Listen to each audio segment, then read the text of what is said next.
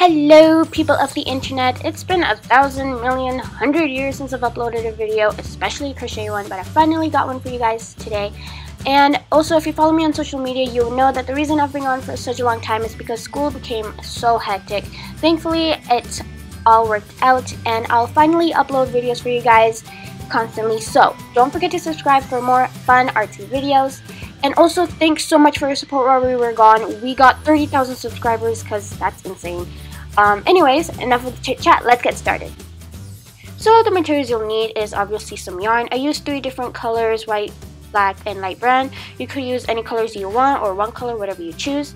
I use a crochet hook, size J, 6mm, pair of scissors, leather straps, or well, they're not leather but straps, and purse tabs. So starting off, make a basic slip knot.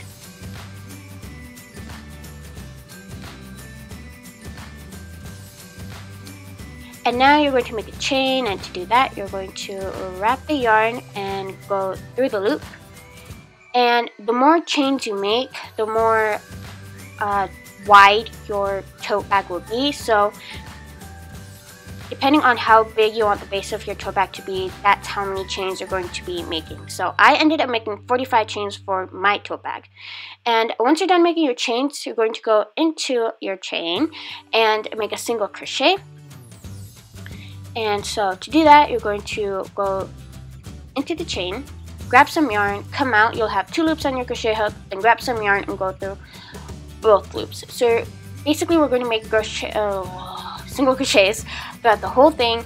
And yeah, so once you're done making your first row, this is going to be the mind-blowing part for this whole tote bag. So you're going to chain 1, and instead of going up, you're going to go down, and you're going to make a single crochet in that first chain you made.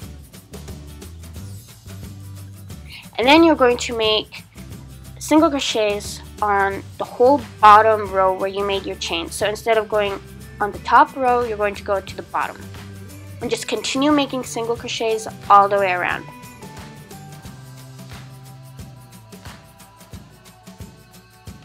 So once you have that, you're going to continue making single crochets. Do not make a chain like we did the first time. If you do that, that's not going to be pretty. I'll show you why later in the video. But continue making single crochets all the way around. So just make the rounds.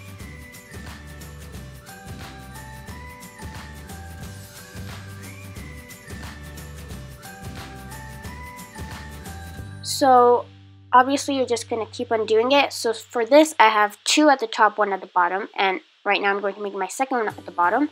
But the more rounds you have, the more higher or more lengthy your tote bag is going to be. So just continue making the rounds for your tote bag. And to know if you're doing good, if it kind of indents into the bottom, you know that your tote bag is going to turn out good. So if you plan on changing colors for your tote bag, this is how you do it. So cut off some yarn and then make a chain and pull all the yarn through and pull really tight, making a knot. So this is what I have so far. This is just for the light brown color of my tote bag, so it should make a shape similar to that. Now to bring in another color, make a basic slip knot for the other color and then slip it into that stitch where you just finished off the other color.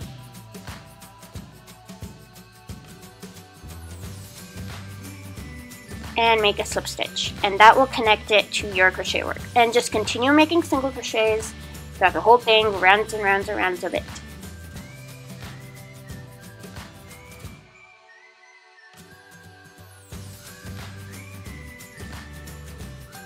So you should have something like this, and yeah. So once you're done with your absolutely last row of single crochet, you're going to do 1 more row. So chain 1 and just make slip stitches all the way around. So go into the stitch, grab some yarn and slip through the loop on the crochet hook, and this will kind of like seal it in. So once that's done, cut off the yarn, make a chain, pull the yarn through, pull real tight, making a knot. So now we're going to hide these sticking out yarns that you use to change colors. To do that, go through random stitches, pull the yarn through those random stitches, and this is really convenient just in case something goes wrong. You just pull that out and then cut off the excess and work on the other ones. So because this is a continuous project, it's not really for beginners. You could have lots of problems going through with this. So here's some tips for your tote bag. So for tip number 1, if you have this thing where it starts increasing weirdly, I'm going to show you how to level it up. So what you're going to do, you're going to get some yarn, but do not finish that single crochet. Go into another stitch, and you'll have 3 loops and go through all of them. So that's a decrease single stitch, and you're going to make it again. So go through the stitch, grab some yarn, you'll have 2 loops. Go into the next stitch, grab some yarn, you'll have 3 loops, and go through all 3. So what you're going to do is, for every row, you're going to do 2 decrease single crochets and then single crochets all the way around. So just keep on doing those kind of rows until your bag is leveled up. So obviously when you start doing that, you're going to have kind of like this nose shape going on, and I'm going to show you how to get rid of that nose-ish shape.